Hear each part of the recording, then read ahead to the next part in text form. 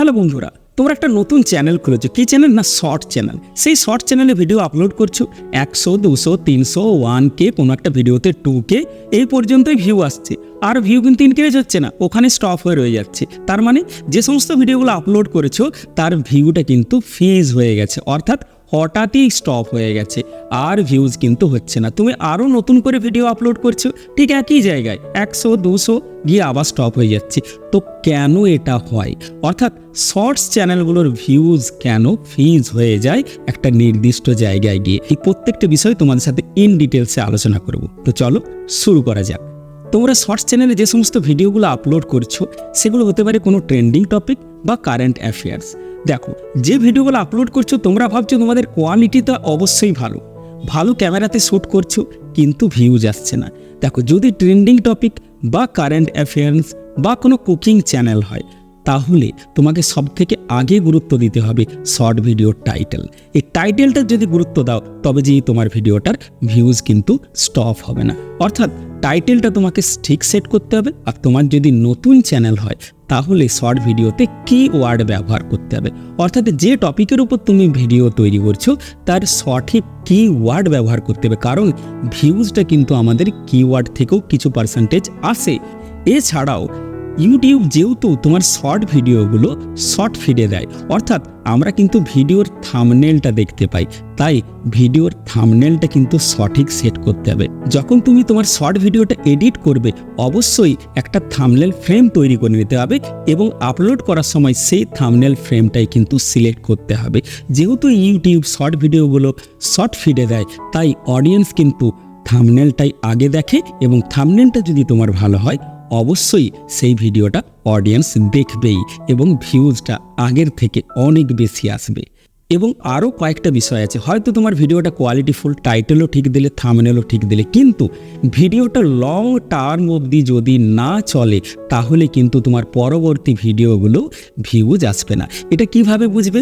তুমি যদি ওয়াইটি স্টুডিওতে যাও কোনো একটা ভিডিওর অ্যানালিটিক্সে, তাহলে যদি সোয়াইপ রেটটা অর্থাৎ সোয়াইপ পার্সেন্টেজটা যদি কম হয় এবং ভিউজ পার্সেন্টেজটা যদি বেশি হয়, তাহলে ধরে নিতে হবে তোমার ওই ভিডিওটা ভাইরাল হবে এবং ভিউজটাও ভালো পরিমাণে আসবে। কিন্তু আস্তে আস্তে যদি ভিউজের পরিমাণটা কমতে থাকে, সোয়াইপ রেটটা বাড়তে থাকে, তাহলে তোমাকে অবশ্যই ধরে নিতে হবে যে 2-1 দিনের মধ্যে তোমার ভিডিওটা ফ্রিজ হয়ে যাবে আর ভিউজ কিন্তু ইনক্রিজ হবে না। তো শর্ট ভিডিও ফ্রিজ হওয়ার থেকে কিভাবে আটকাবে? না, শর্ট ভিডিওকে যদি লং টার্মে চালাতে হয় তাহলে কিন্তু সেশন টাইমটা তোমাকে ইনক্রিজ করতে হবে। তো তোমরা হয়তো ভাবছো যে সেশন টাইম আবার কি? কিওয়ার্ড জানি, টাইটেল জানি, থাম্বনেল জানি, এসইওটাও জানি, কিন্তু সেশন টাইমটা কি? সেশন টাইমটা তোমাদেরকে বোঝাতে গেলে তোমাদের একটা এক্সাম্পল দিতে হবে। তুমি যখন মাধ্যমিক বা এইচএসে পড়তে তখন একটা প্রজেক্ট ওয়ার্কবুক তৈরি করতে হতো এবং তার ফ্রন্ট পেজে লিখতে হতো সেশন। যদি তোমার সেশনটা ক্লাস 11-এ 2024 হয় এবং ক্লাস 12টা 2025 হয়, তাহলে তোমাকে লিখতে হতো 2024 থেকে 2025। তার মানে সেশন টাইমটা কিন্তু 24 থেকে 25 হচ্ছে। তো এই সেশন টাইমটা তোমার ভিডিওর ক্ষেত্রেও কিন্তু বাড়াতে হবে। যদি সেশন টাইমটা বাড়াতে পারো, প্রত্যেকটা শর্ট ভিডিওতে ভালো ভিউজ আসবে এবং ভিউজগুলো কিন্তু ফ্রিজ হয়ে যাবে না। কিভাবে শর্ট ভিডিওর সেশন টাইমটা বাড়াবে সেটার উপর অবশ্যই 3-4টে স্ট্র্যাটেজি আছে, একটু পরে বলছি। ধরে নিলাম ইউটিউবে তুমি অনেকগুলো শর্ট ভিডিও আপলোড করেছো, তার মধ্য থেকে 2 থেকে 3টে ভিডিওতে ভালো ভিউজ এসছে আর বাকি ভিডিওগুলোতে কিন্তু 50 থেকে 100টা ভিউ এসে স্টপ হয়ে গেছে। তো এটা কেন হয়েছে? না, যে ভিডিওগুলোতে ভিউজ এসছে তার টাইটেলও ঠিকঠাক ছিল, থাম্বনেলও ঠিকঠাক ছিল এবং কন্টেন্টটাও কিন্তু ট্রেন্ডিংয়ের উপর ছিল, তাই অডিয়েন্স কিন্তু সেটাকে নিয়েছে বা গ্রহণ করেছে। বাকি ভিডিওগুলো ঠিকঠাক ছিল না কন্টেন্ট, তাই ভিউ আসেনি। কিন্তু যে ভিডিওগুলোতে ভিউজ আসেনি সেই ভিডিওগুলোর এফেক্ট কিন্তু যে ভিডিওগুলোতে ভিউজ এসেছে তার উপর পড়েছে। কেন পড়েছে? না, অডিয়েন্স যে ভিডিওগুলো দেখেনি, অর্থাৎ সামান্য ক্লিক করে বেরিয়ে গেছে, সেই ভিডিওগুলো কিন্তু ইউটিউব নেগেটিভ কন্টেন্ট হিসাবে নিয়েছে। অর্থাৎ তুমি যে কন্টেন্টটা আপলোড করছো, ইউটিউবের অ্যালগোরিদম বুঝছে কি না ওই ভিডিওগুলোর কন্টেন্টের জোর নেই, তাই অডিয়েন্স দেখতে পছন্দ করেনি। তাই তোমার সমস্ত ভিডিওর রিকমেন্ডেশন ইউটিউব আস্তে আস্তে শর্ট ফিড থেকে স্টপ করে দেবে এবং প্রত্যেকটার ভিডিওর ভিউজ ফ্রিজ হয়ে যাবে। তোমাকে কি করতে হবে? যে সমস্ত ভিডিওগুলো আপলোড করছো তার মধ্যে একটা সিরিজ নিয়ে আসতে হবে, অর্থাৎ পার্ট 1, পার্ট 2, পার্ট 3 নিয়ে আসতে হবে। আর ভিডিওর এন্ডে একটা কিউরিসিটি বা কৌতূহল তৈরি করতে হবে, যাতে সেকেন্ড পার্টটা অডিয়েন্স দেখতে চায় বা সেকেন্ড পার্টের পর থার্ড পার্টটা দেখতে চায়।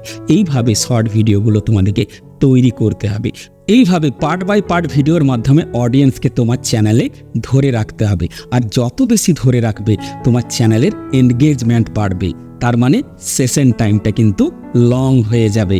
আর সেশন টাইম যদি একবার লং হয়ে যায় তাহলে ইউটিউব তোমার ভিডিওগুলোকে নতুন নতুন অডিয়েন্সের কাছে রিকমেন্ড করবে এবং ভিডিওতে একটা ভালো পরিমাণ ভিউজ আসতেই থাকবে। ধরে নিলাম তোমার কোনো একটা রেসিপি চ্যানেল আছে এবং তুমি যে রেসিপিটার ভিডিও তৈরি করছো তার কিছু সিক্রেট বিষয় তুমি অডিয়েন্সকে বলতে চাইছো এবং অডিয়েন্সেরও কৌতূহল হতে পারে, তাই অডিয়েন্স তোমার সাথে যোগাযোগ করবে। সেই যোগাযোগের মাধ্যমটা তোমাকে তৈরি করে দিতে হবে। হতে পারে ইনস্টাগ্রাম, টেলিগ্রাম, হোয়াটসঅ্যাপ, এগুলো তোমাকে লিঙ্ক কিন্তু প্রোভাইড করে রাখতে হবে, যাতে অডিয়েন্স স্যাটিসফাই হয় তোমার ভিডিওটা দেখে এবং পরবর্তী ভিডিওর জন্য অপেক্ষা করতে থাকে।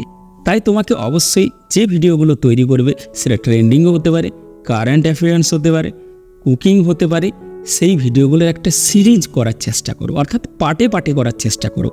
তাহলে অডিয়েন্স কিন্তু তোমার চ্যানেলের ভিডিওগুলোকে বেশি বেশি করে গ্রহণ করবে এবং শর্ট ভিডিওর ভিউজ কোনো মতেই আটকে যাবে না। কিন্তু যদি তোমার চ্যানেলের মধ্যে মিসলেনিয়াস ভিডিও আপলোড করতে থাকো, কোনো ক্যাটাগরি মেনটেন না করে, আর ভাবো ভিডিওতে ভিউজ চলে আসবে, অসম্ভব। কোনো ভিডিওতে ভিউজ আসবে না, নির্দিষ্ট জায়গায় গিয়ে ফিজ হয়ে যাবে। তাই ভিডিওর কোয়ালিটি, থাম্বনেল এবং টাইটেলটা তোমাকে ঠিকঠাক দিতে হবে, তাহলে অবশ্যই ভিউজ ভালো আসবে। এগুলোই হচ্ছে শর্ট ভিডিওতে ভিউজ বাড়ানোর স্ট্র্যাটেজি। একদিনে ভিউজটা আসবে না, তোমাকে অপেক্ষা করতে হবে। ভিডিওটা কেমন লাগলো অবশ্যই কমেন্ট বক্সে জানিও।